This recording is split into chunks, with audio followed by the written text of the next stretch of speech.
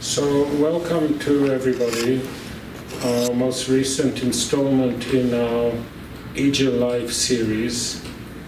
And today is a special session because we won't be discussing a specific article, but instead, in some way, discussing the life work of one of the most noted and respected and influential international law scholars, Professor B.S. Chimni from the Jawaharlal Nehru University in New Delhi. If you are readers of EJIL, you must be familiar with his work. He belongs to that rare group. In the last 10 or 12 years, he's published 4 times in EJIL. And of course, he's published in the most important international law journals in the world. And the themes, the titles of his articles exemplifies the way he's, in some ways, I would say, almost a unique voice.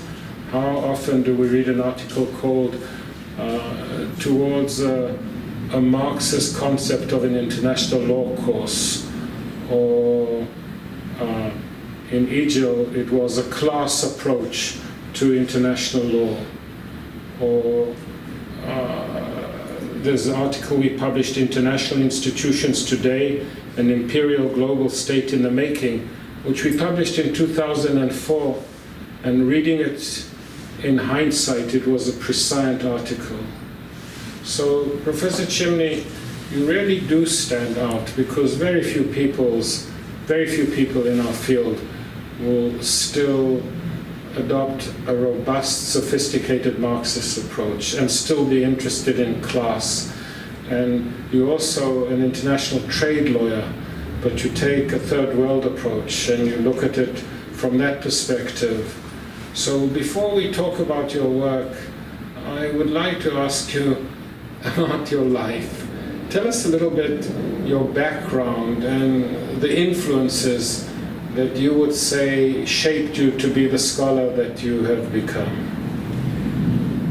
First, of course, thank you for having me in this. I was, of course, born in the northern part of India, in the Punjab, and I went to school in a range of cities in India. I did my undergraduate law studies in Chandigarh in Punjab, and then went to Mumbai University to do my postgraduate degree, my LLM degree.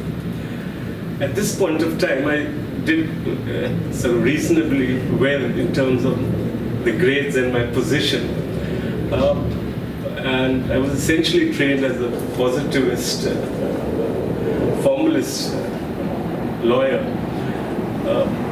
So while I did reasonably well, I understood very little about the place and role of law in society. And it's only when I reached the university where I've been teaching in the last few decades, the Jawaharlal Nehru University, that I, for the first time, understood a whole range of issues relating to law and legal studies. And the principal reason for this, if I may put it that way, or the major influence on my worldview was the fact that I was introduced by the student movement in my university to the writings of Marx. So I would say the principal influence on my shaping of my ideas comes from being part of the student movement in my university, where we, as a doctoral student, we actively debated worldviews, and a whole range of other issues, going from film appreciation to the role of caste in Indian society. Once I began to read Marx,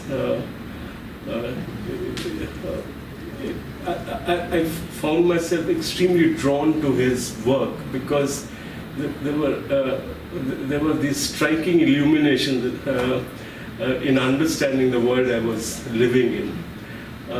the first text that I read of Marx was the German ideology, and I still remember some of the sentences and phrases from that work.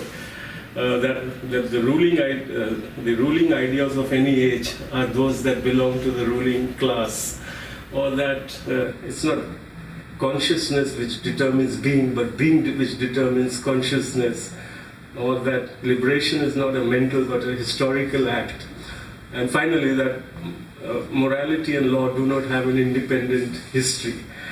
I'm aware since then that these are very complicated issues, but that first illumination about understanding the world we were living in, understanding the place of the academia, place of law in society, I would attribute entirely to my turn to Marx. But in terms of international law, I would single out at least 2-3 major individuals in their work. One was, of course, my teacher, Professor R.P. Anand, who was a pioneering scholar in third world approaches to international law, along with Professor Abisa, Bajawi, Elias. Really was the first generation of post-colonial scholars trying to come to terms with the role of international law in the lives of these states.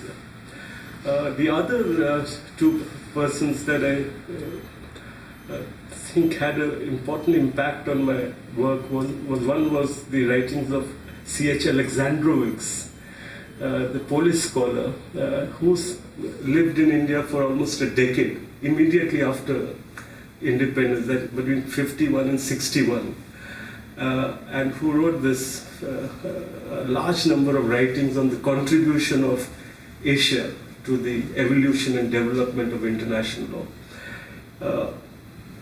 That was very important for me and my teachers. Professor Anand was also greatly influenced by his work because it gave us this sense that Asia was not alien to the vocabulary and language of international law, and that it had actively contributed to shaping it. And it was Alexandrovich suggested that even Grotius actually looked at the practices of Asian states in talking about the doctrine of freedom of the seas.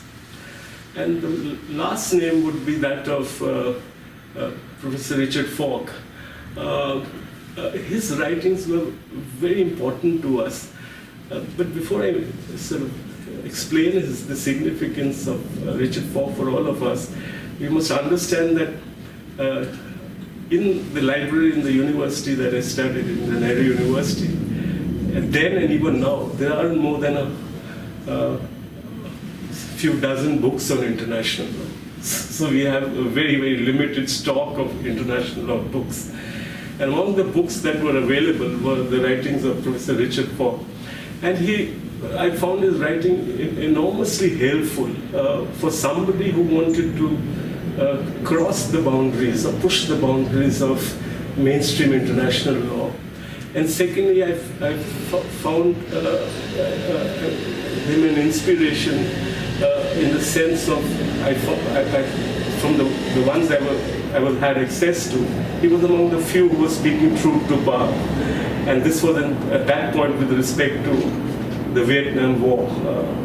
So these are the 3 sort of names I would like to take in terms of the influence within the world of international law. But I think Marx and Marxist scholarship really were the principal influence. So I noticed something which maybe you will agree with me even is rather unique or special or remarkable, because there are many distinguished international law scholars that hailed from the Third World. You mentioned Abisa, for example. George and I have known each other for decades, but they went abroad and studied in the top American universities or the top British universities or top French universities.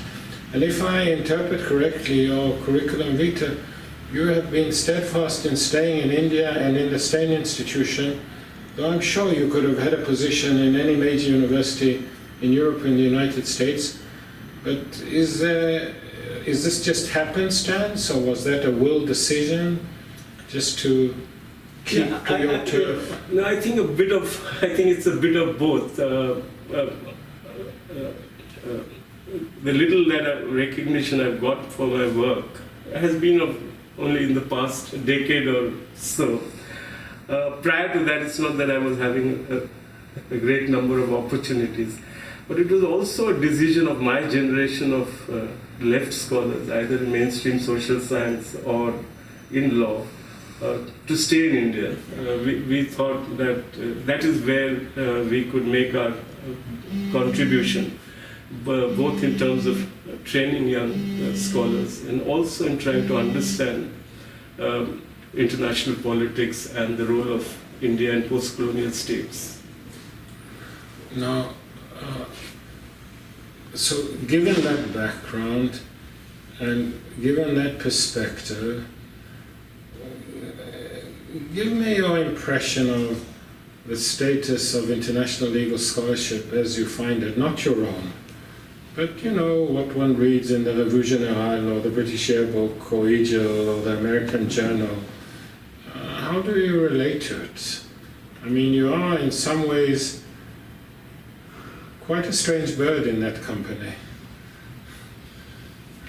If I look at your publications in EJIL, they stand out. They're really quite different in approach, in sensitivity and sensibility.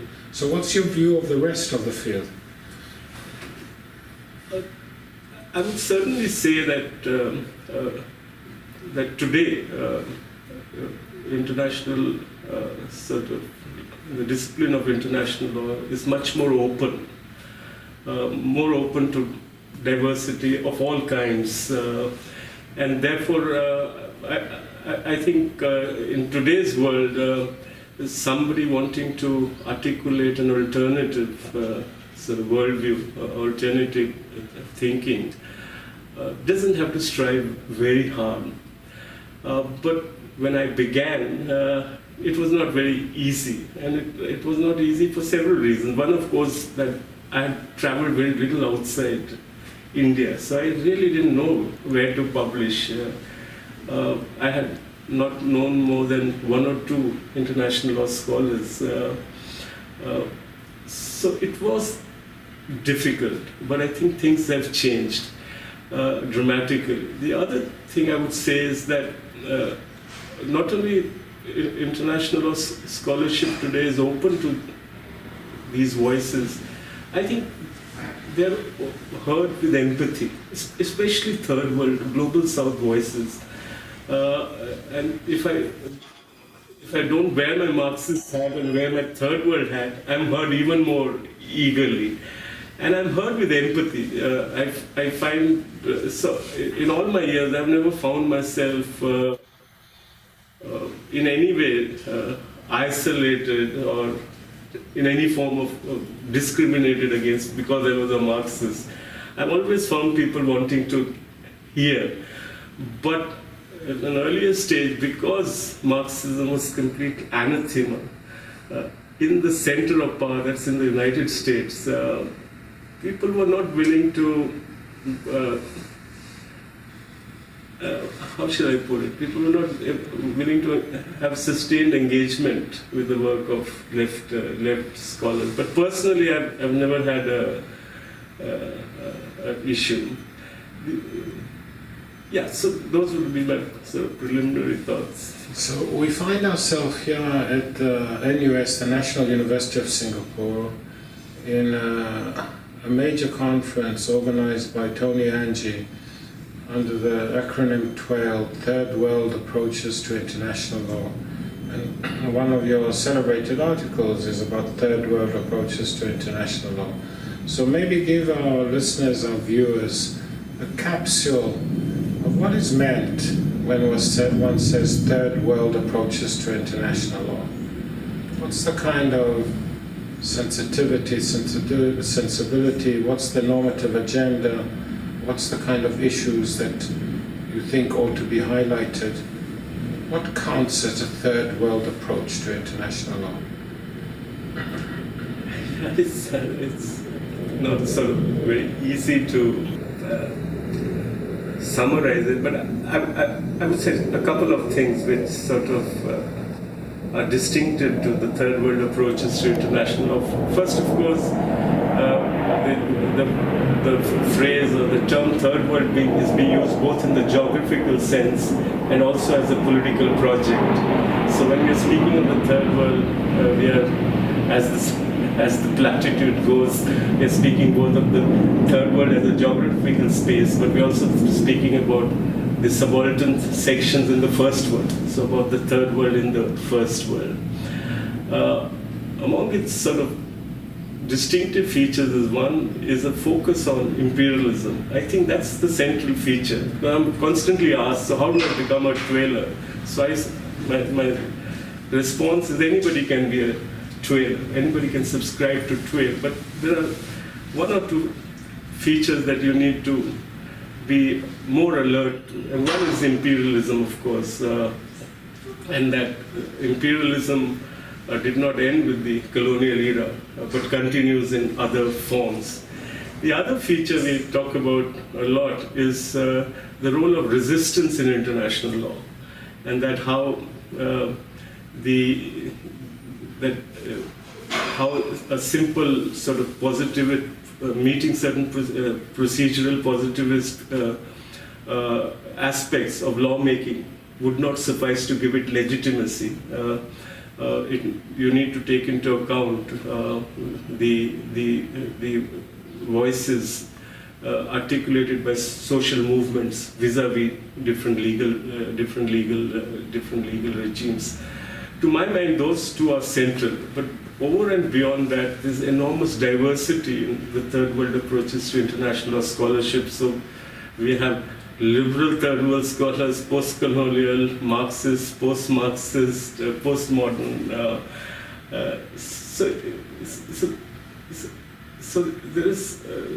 So I see, and my colleagues see TWAIL simply as a network of scholars with this particular sensibility of trying to speak for, to the extent that's possible, the subaltern sections and classes both in the global south and the global north.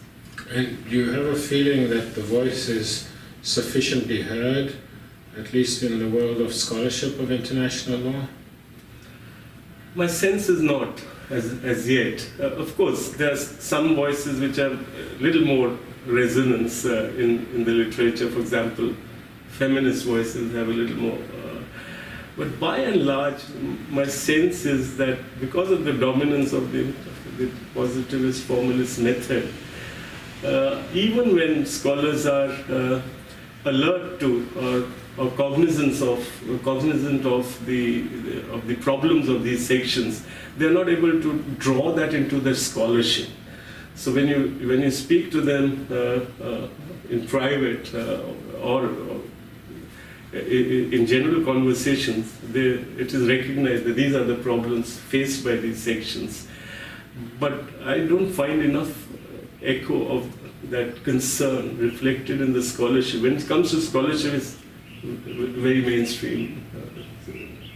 So people, if they hear third world approach to international law, they will at least have an intuition of what it might be and the ways in which it would be relevant to a whole range of discourses of international law.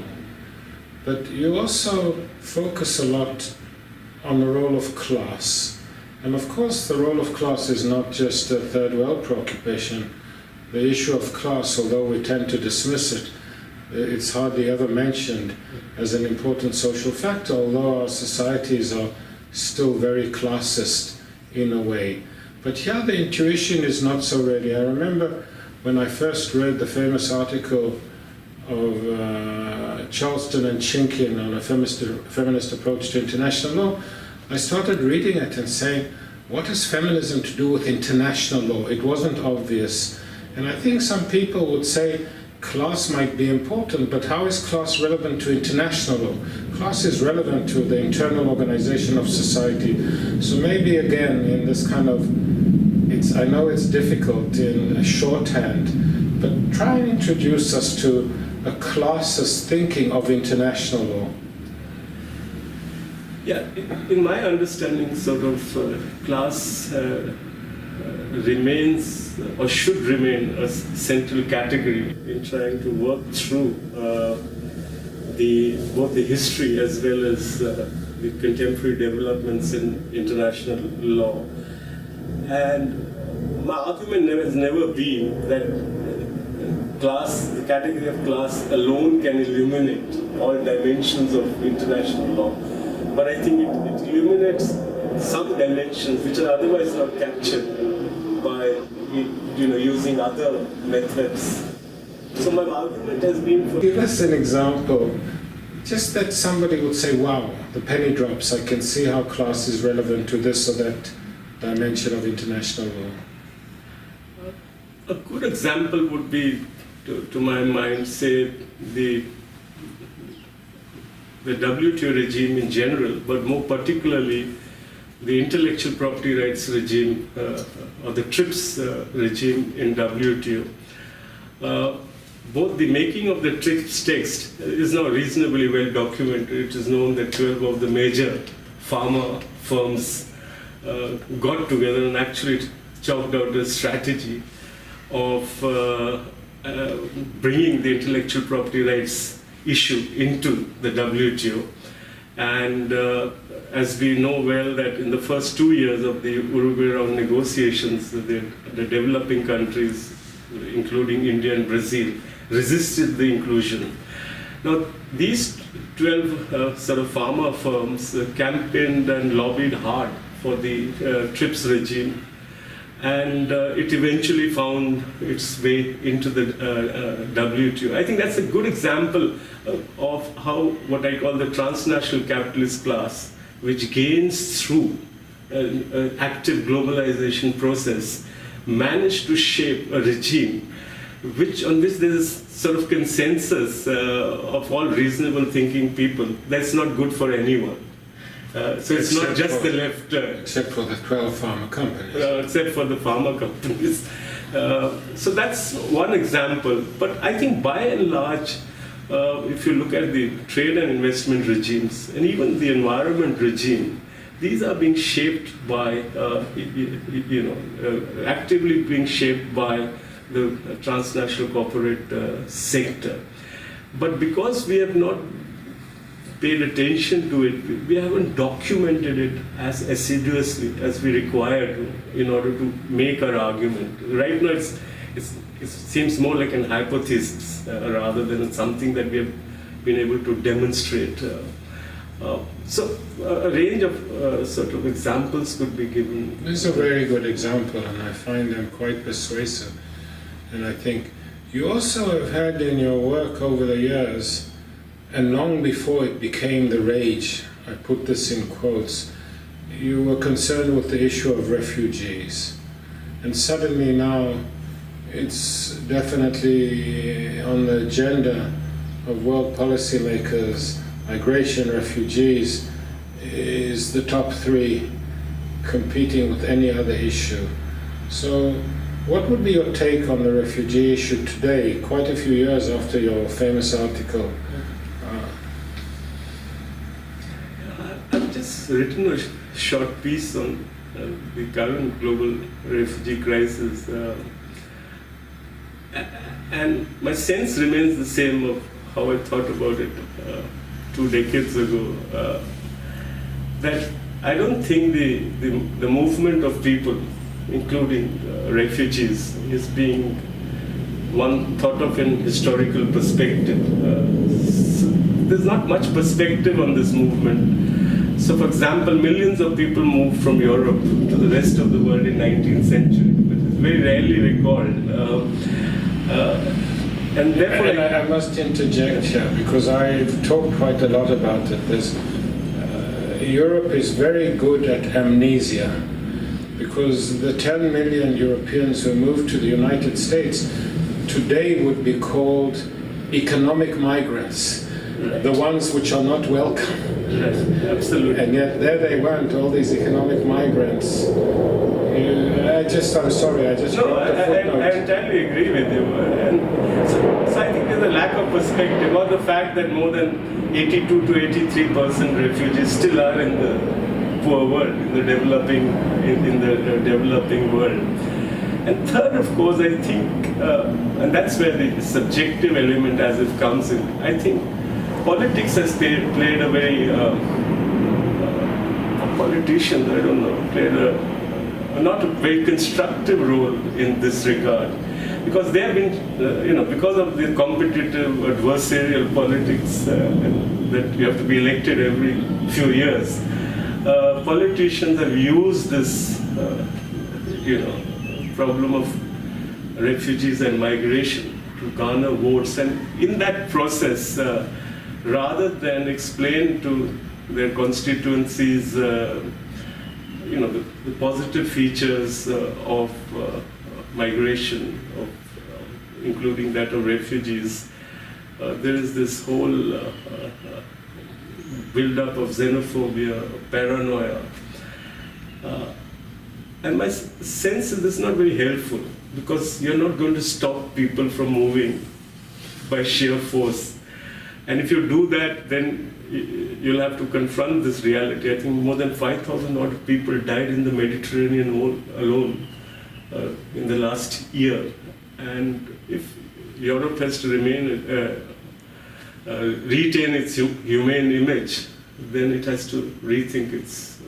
And what, in your view, explains the appeal to large segments of developed countries' population, this kind of anti-immigration rhetoric? Is it driven by fear for their jobs? Is it atavism? Is it racism? Because it's really become, you want to get elected, start talking against migrants. I think it's a mix of all of them. And to be fair, I think in a similar situation, it wouldn't be very startlingly different in the developing world. It's just that they don't have control over their borders often. Who migrates from where. Most states do not have control over their borders. But I think it's the situation much more aggravated, certainly in Europe, and I think in Europe more than elsewhere. And even in instances where there is an attempt by the political leadership to be generous and humane, they have to pay a price. And I think Angela Merkel is evidence number one for the price being paid. Though in some ways she, quote, saved the honor of Europe, unquote. I mean, it sort of really changed the metric of aggregate numbers. If I want to go back to third world approaches, a lot has to do with what happens in our legal education. So, talk about legal education in your own country, in India. Because you would expect that this would be the sort of fountain of this kind of third world approach. But even in India, I don't want you to say that you're a rare bird, but you certainly stand out. If I see, just judging from the submissions to the European Journal of Scholarship from India, there's not much which I would characterize as third world approaches to international law. Yes, and I think that is a complex issue. I'm often asked, why are there more people living in the global north who subscribe to TWAIL rather than those in the global south? And also then the question of state of legal education. So let me put it this way. I think the state of legal education in India has gone through several phases. And by the 1780s, it was there was nothing to really write home about. Legal education was very, very poor. But beginning with the late 80s, there has been some kind of revival in legal education with the creation of what is called the national law schools. But it's also interesting that the first national law school, I hope I'm correct, was funded by the Ford Foundation. And the first graduates from the National Law School came on stream in the very year that India liberalized. So that, those the graduates who came on to the job market were well received. And so this created a demand for creating new national law schools. So while one can be critical of, the nature of legal education being provided in this national law school, there is no doubt that the quality, as in general, has greatly improved. But the problem why there is not sufficient scholarship coming out is that very few of these good young graduates actually join the academia, and that's been part of the problem. Or if there's another little dimension on the class issue. That's the other little dimension, the class issue. And also, why not TWAIL? Because this was the period in India which saw the GDP growth, sustained high GDP growth. And left scholars like me, when I went to teach in some of these law schools, were told, "Oh, you're a dinosaurus. Why should we listen to you? Things are looking up for us. There's optimism." And there was certainly an element of that. But with the downturn, and especially with the global financial crisis, I find young minds wanting to understand that. It's not that they're turning to TWAIL or to radical scholarship, but there is increasingly more curiosity about the world than there was in the past. So I think in recent years we have seen much more interest in TWAIL, not only in India, my sense is, at least in Asia. You and I were born just a few months from each other, which means that both of us are probably in the last phase of our career. Can you tell us about your scholarly projects in this? What are your plans for the next few years from an intellectual and scholarly perspective? Yeah, I want to accomplish 2 or 3 things. One is, of course, I want to write a short critical introduction to international law, which can be used as a text in India. Because one of the problems has been that even I taught all my life through British textbooks. I used to use Malcolm Shaw's text to teach international law.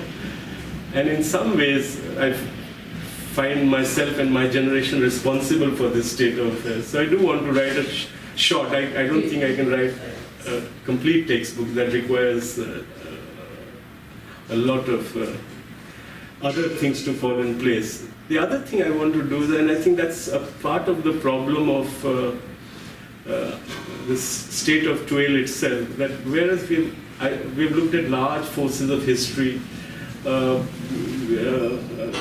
we have addressed sort of the North-South divide adequately, we haven't looked at, and something you were mentioning, doctrinal issues. And that's where, post my retirement, the first thing I did was to turn to sources of international law. And I'm trying to look at the relationship between capitalism and jurisdiction over time. So that's one of the current essays or articles I'm working on, the relationship between capitalism, jurisdiction, and its contemporary manifestations, so that we can offer an alternative and distinct understanding of the doctrine of jurisdiction than we have available in the mainstream textbooks, because my sense is they explain to us nothing beyond giving us some handful of rules with which you can work. Well, I wish you success. I hope when this is finished, you will think of EJIL as a good place to publish it. Most certainly, and thank you I must thank you at the end for both this interview and for publishing us TWAIL scholars. And it was very satisfying to know from you that they are being published because you find the scholarship interesting. Interesting and of high quality. Thank you very much, Professor Chimni. Thank you all.